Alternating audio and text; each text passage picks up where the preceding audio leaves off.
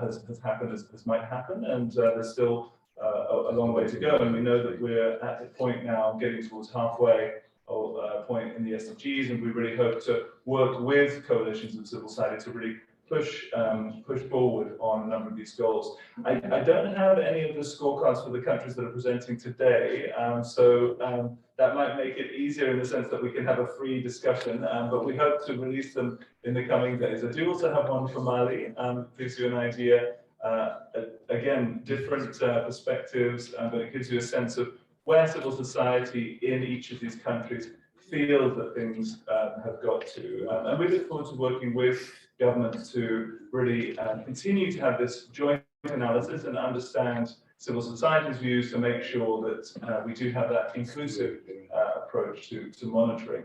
But really now, the most important thing I think for this conversation is we'd love to hear from the different government representatives who are with us today, your perspectives on how you feel that civil society can strengthen the VNRs and where you think the opportunities lie for greater partnerships. So we have a list here on the screen now, and first of all, I'd like to welcome a distinguished Minister of Planning from Pakistan, Professor Ahsan Iqbal. We're very, very grateful for your time and look forward also to hearing you later on the VNR, but we'd like to welcome you to start the panel, please.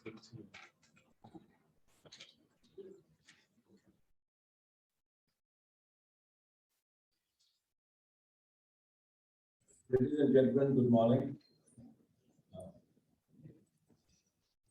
I would like to thank organizers and co-organizers for arranging the forum on leaving no one behind for the resilient recovery and the role of civil society in partnership.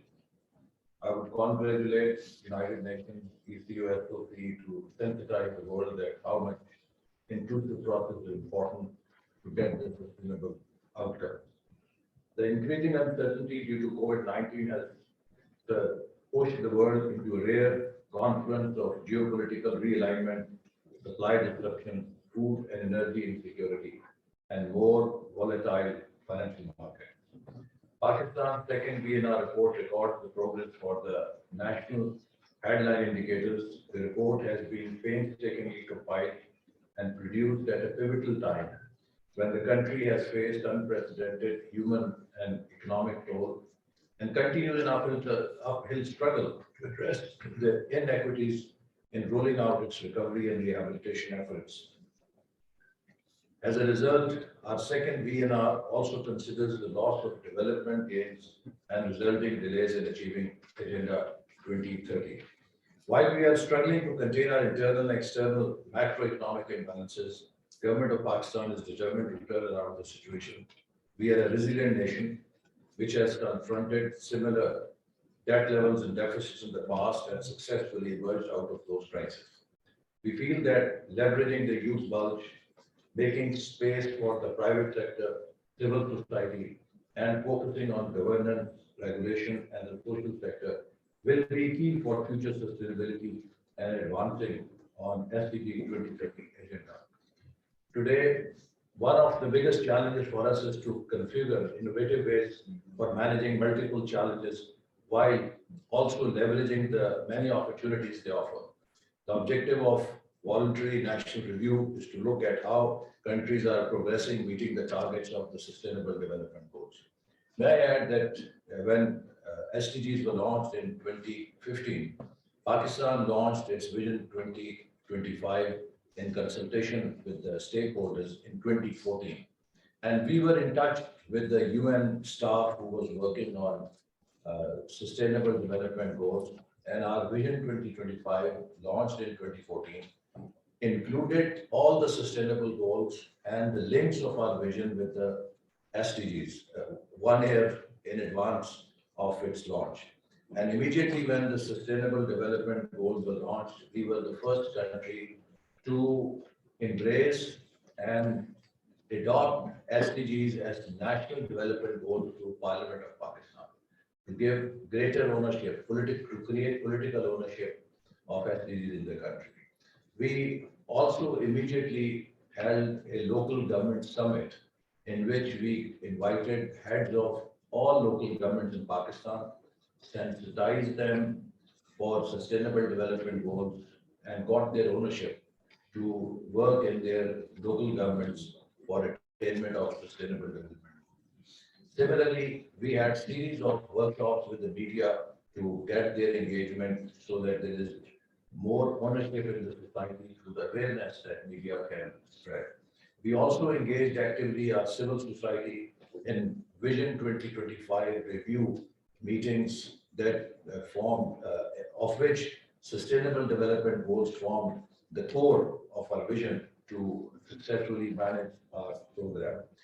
Similarly, one very innovative initiative we started was we established Youth Peace and Development Corps in all universities of Pakistan and created youth associations and youth groups who were responsible and who were competing with each other to make contribution towards sustainable development goals, either by undertaking awareness programs in the communities or starting new initiatives and projects on self-help basis. And this project was very successful. It mobilized thousands and thousands of youth towards sustainable development goals. Very recently, we have carried out a very major national review of the current situation, of which sustainable development goal agenda was the core, and it was turnaround Pakistan conference. As I just mentioned to you, that currently we are facing serious challenges due to the supply shock, which have arisen because of the Ukraine war and earlier the COVID pandemic. To face these challenges, we brought a coalition of more than 1,000 key stakeholders from all sectors to formulate a strategy for turning around the economy and to also accelerate implementation of sustainable development goals in which civil society was part. So let me just say that we believe that the success and the key to achievement of sustainable development goals lies in 4+1 partnership. Government, private sector, academia, civil society, plus UN agencies. So we have tried to follow in the past, but now we are in a government which is back in power after 4 years. We have followed this since till 2018, but now since we are back, we are following it up again.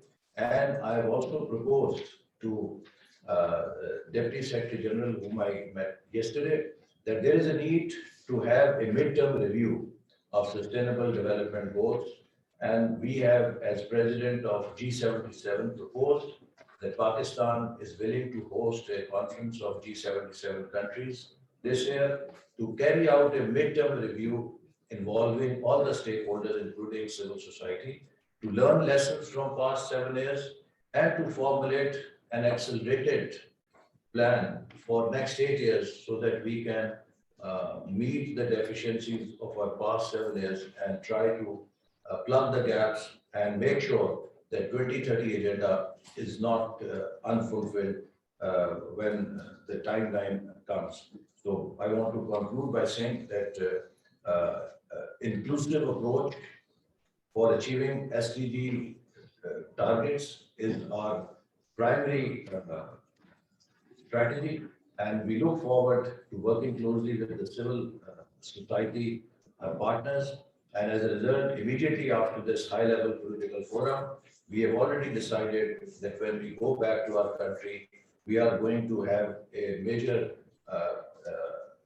partnership meeting with our civil society partners to see that how now we can, from the experience here, the lessons that we have learned, how can we implement them and forge greater partnership and get contribution of civil society in terms of doing accountability of the government also, how it is proceeding.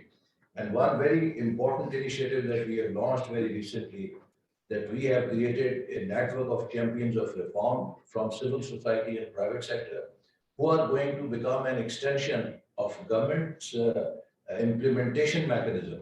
They will guide us, they will advise us, and they will do our accountability to make sure that we can deliver on these goals. Thank you very much.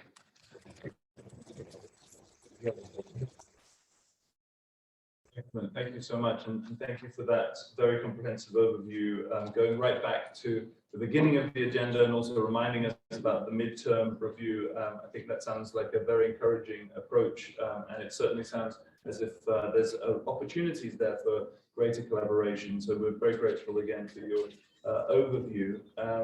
So turning now to Ghana, coming to the other end of the table here, Dr. Kojo Mensah Abrampa, Director General of the National Development Planning Committee. You have the floor. Thank you very much. And there is so much to be said on the SDG and related to society groups and other parties, but I will just focus on how we manage to do it time and getting all the partners involved in the process. Let me preface it by saying that in Ghana, we already have the National Development Planning process, which is affected by the National Development Planning Committee, and the system by which all these development process has been undertaken even before the launching of the process. So we have the National Development Planning Committee, and then we have among the old sectors, the planning units in all the sectors. And then we have the regional coordination and planning unit, as well as the district. So we have this hierarchy which works on the way. So when it comes to the national development planning process, it begins right from the district and community level. The communities are able to develop their own plans. It comes to the district level, where there are elected representatives from these communities representing them there.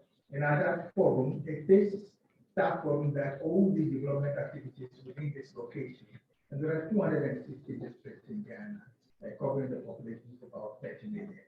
And then we can imagine the discussions at this level. So the representatives really go through the program, the project within the medium term of 4 years, what they want to do, set up their own priorities, be able to come up with their own fiscal process in responding to that, what they expect from the central government, what they are going to raise by themselves with their own resource mobilization, what they expect from the government partners. So with this plan, we're able to identify and go on to implement their priorities. These plans are also submitted to the regional level that look at the coordination and ensure that they're well integrated so that cross-district activities are harmonized. And then it comes to the national level.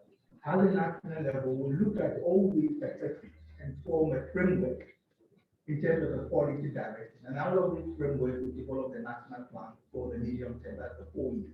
So we go through this exercise almost every 4 years. We just completed the one for 2022 to 2025. The SDGs, in terms of indicators, and then also the Agenda 2063 for Africa, are all integrated into this process. So the various indicators that are due in measure in terms of the activities of these districts all the way to the national level are all integrated. So the monitoring system, which is developed to monitor and account for the SDGs, the 2063, as well as the national development plan, are all integrated in a common monitoring evaluation. So all that we do when it comes to the reporting is to either those indicators that are specific to SDG, those indicators that are specific to 2023 agenda, and those ones, and then bringing them together with the whole national agenda combination in that. We used to have the case where we're reporting separately on SDGs and the national plan and the national agenda. What we've done now is to develop the whole national football parliament to include the SDGs and African agenda, and the parliamentary committee would have a discussion on that whole report. And then out of that, we clean out that for the SDG specifically, and also for agenda 2016. Let me say that this is our second time for the VNR, but in the implementation of the SDG, we have the higher level ministerial committee for SDGs, which has been set by the president. It has the representative of the development partners as an observer on that high level ministerial committee. And then after that, we have what we call the implementation coordinating committee of the SDGs. At this level, there are representatives of the civil society and other vulnerable groups. In the civil society, Ghana specifically, we have Beauty and Kojo representing us as the coordinators for that on this committee. And this committee sits at the National Development Planning Commission with representatives of the various sectors. So they are in charge of developing all the reports that are associated with the SDG for any forum, local or international.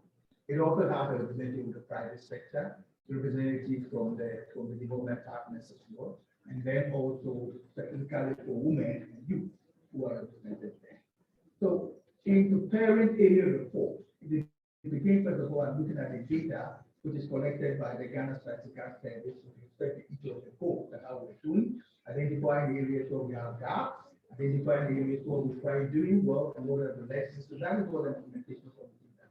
The implementation committee advises the National Development Planning Commission as to what to do in terms of activities, priorities, and the others.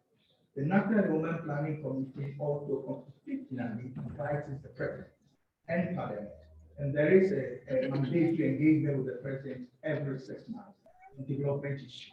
There are also expectations that every quarter we develop what we call a policy paper and submit to the office of the President, indicating the development situation of the country and what we can do. In terms of the preparation of the VNR, what we did this time around, because it coincided with the census of the country, the national census of the country, we're able to obtain more reliable data. And therefore, out of this data obtained, we identified certain areas which we wanted to verify. And a lot of the verifications were undertaken by this coordinating team, which has representation of all the development partners on that.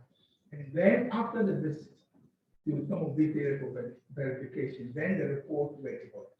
When the reports were developed, there were also series of stakeholder engagements undertaken with development partners, with traditional leaders, with the youth, with women, with kids, with civil society groups, with people with disability and other vulnerable groups, so engagement separate. And out of this engagement, and having the chance to peruse through the proposed report, comments were received.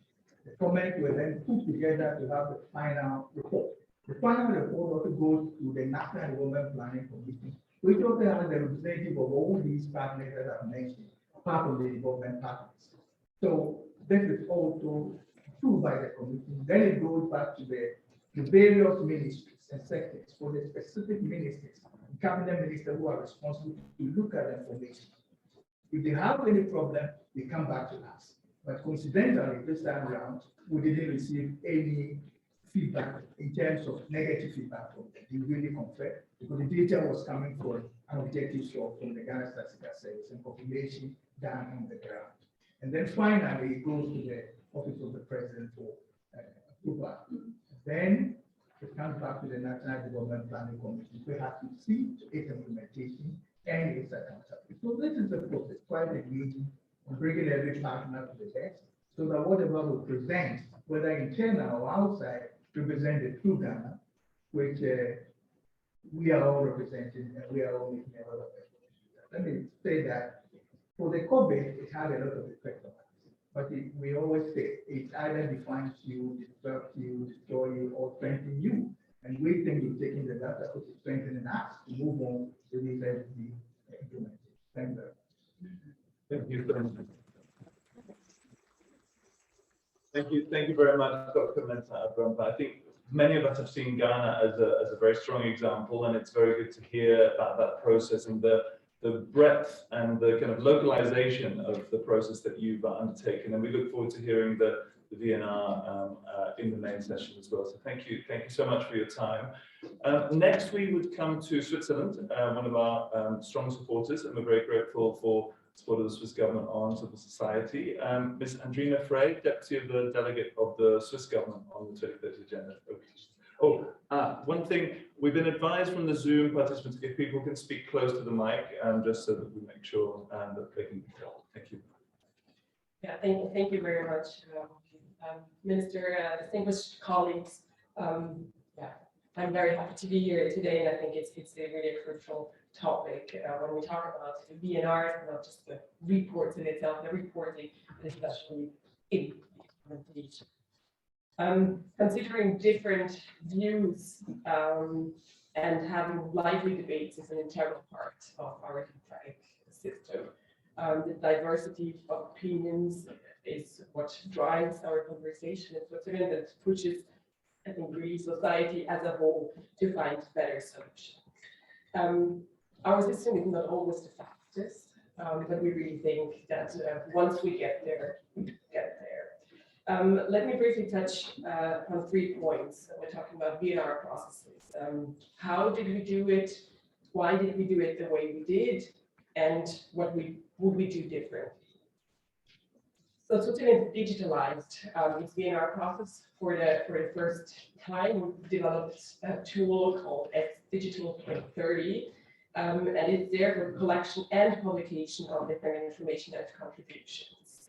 The idea is really that the VNR consists not only of a report is rather short and rather strategic level, but then we have a website that we would try that. If you would print it out, it would be 750 pages. We wanted everyone to work with the same integrated system, to have the same interface of this digital tool, not just for the government, but also for all the stakeholders. We wanted to give everyone the possibility to assess the implementation at target level, because we thought that's more tangible. If we talk about the SDGs, some are really easy, but the topic is pretty clear. Others are so heterogeneous that it's difficult to say, are you on track or not? In this tool, people were asked general questions on the ambition. For example, is it realistic that we will reach the target or not? Then the possibility to showcase own activities. We wanted to really give the opportunity to say who is contributing to the implementation and how, and not just use it to comment on what is maybe the government, of course. But then also possibility to analyze the challenges and to really say what measures need to be taken on the way forward. So why did we do it the way we did? First, very selfish reason. We're a very small team tasked with the VNR drafting, so we thought digitalizing it would help us. I think it did, although it was quite an investment in the beginning. We wanted a stock taking that had a broad approach to create really a comprehensive database that this can also be updated over the years to come. It was also an attempt to involve a variety of actors, apart from the government, also subnational level, of course, civil society, the business sector, academia, etc. We want to showcase the diversity in a transparent manner, so everything that's collected is transparently displayed without it being edited. I mean, let me briefly mention one example where we stated that we have actually different views, and we really think that complements each other. It's not opposing each other, but complementing SDG 9 on infrastructure, for example. The government very much looking at it from an infrastructure perspective. How much are we investing in the infrastructure? How can we make sure that until 2030 we have really good, solid infrastructure, and civil society very much looking at accessibility to infrastructure. So we think that's very complementary and important to include these different perspectives. So what would we do differently? I mean, could we do better? Sure, you always can. I think it would be important to lower the barriers to really have people participating. We had quite a good turnout, but it could always be more. We would want to have a more modular system, or it's if you just have limited time at your hand, you can do it in a very short period of time. If you want to do more, you can do much more. Something that has been criticized, and I think rightly so, is to involve civil society even more also in the report itself. Although, as I said in the beginning, our VNR is really the website and the report. It's not just the report in itself. And At the same time, we think it's really important not to get stuck with us and them, but rather constructively join forces. And that also the Swiss Civil Society report said in the foreword, a concerted effort for progress. I think that's really what we need. And ultimately, we all work towards the same goals. It's the road and the speed we take where we might need to continue or have a constant negotiation and discussion. But ultimately, we very much welcome with the civil society report as it forces us all to continue the debate. And based on the stock taking we did with the report, we will now jointly try to find the next steps, what action needs to be. Thank you so much. And again, very useful to hear. And I think particularly that innovation, I know you also hosted a VNR lab on this yesterday around how to use technology to bring in that broad breadth of information to really give an inclusive and a whole of society report. So thank you for that great overview. I'd like now to turn to the Government of Montenegro. I know that there's also been engagement there with the UN system and of course with civil society. So we'd love to hear from you, Ms. Agneta Cancadas, Head of the Office for Sustainable Development. And just sorry to remind again, if we can get close to the mic. Thank you so much. First of all, I want to thank you on behalf of the Government of Montenegro for taking participation in this side event, which we are consorting with the governments of Kosovo and Ghana and Pakistan. I can say for years Montenegro has worked on the integration of the 2030 agenda and the sustainable development goals into the national framework under the umbrella of the National Strategy for Sustainable Development until 2030. We are thankful and honored for the opportunity to use the process of the second preparation for the official overview of the status of the achievement of the 17 SDGs at the national level. At the UN General Assembly, Montenegro was elected to be a member of the ECOSOC for a period of 3 years, 2020-2022. And we are pleased the ECOSOC to provide us with the opportunity and support in the preparation of the second VNR. The process of development of the second VNR was coordinated by the Office for Sustainable Development and started on September 2021. And of course, with support of the UN system in Montenegro. In accordance with the guidelines and the recommendation of global VNR workshops, we developed a detailed work plan, communication plan, and the stakeholders engagement plan. The process strongly relied on consultation with stakeholders and broader public, both online and offline. An important role is also given to the working group. An intersector working body established for the preparation of the VNR. The working group has 42 members, representative of various structures of the society, line ministries, relevant institutions, business, universities, and NGO sector and young people. Offline consultation includes 3 consultative regional meetings.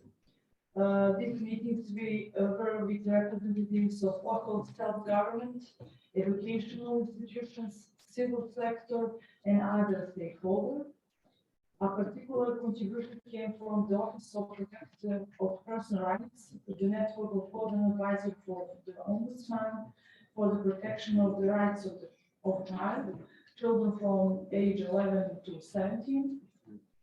In online consultation, the contribution to this process was given through the UNICEF report, which collecting young people's opinion about violence, and a new platform, online platform, was created, a platform with short questionnaires about the SDGs that are focus of the second VNR and sustainable development in general. Through the working group and through consultative meetings, representatives of civil sector took part in the process of preparation of the second VNR. The original opinions and comments on implementation of SDG are integrated in the review in the second VNR.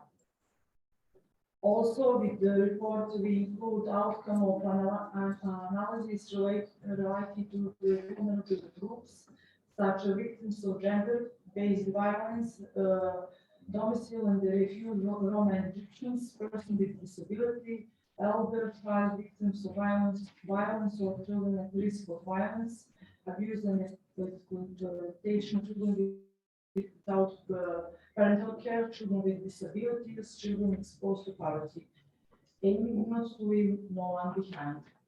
Vulnerable groups, those who lag behind the most in achieving development goals and sustainable development goals, should be the particular focus of public policies. It is necessary to identify their needs and to undertake measures to improve them and provide them with the same opportunity as the rest of the population. We also examined the impacts of the COVID-19 pandemic, which indicates that in the coming period we should work on analyzing the impact of the pandemic on the implementation of SDGs. In the end, the process resulted in the adoption of the VNR report by the Government of Montenegro on 9 June 2022. And now we are in New York and we hope that our presentation of the VNR will be held tomorrow. Thank you.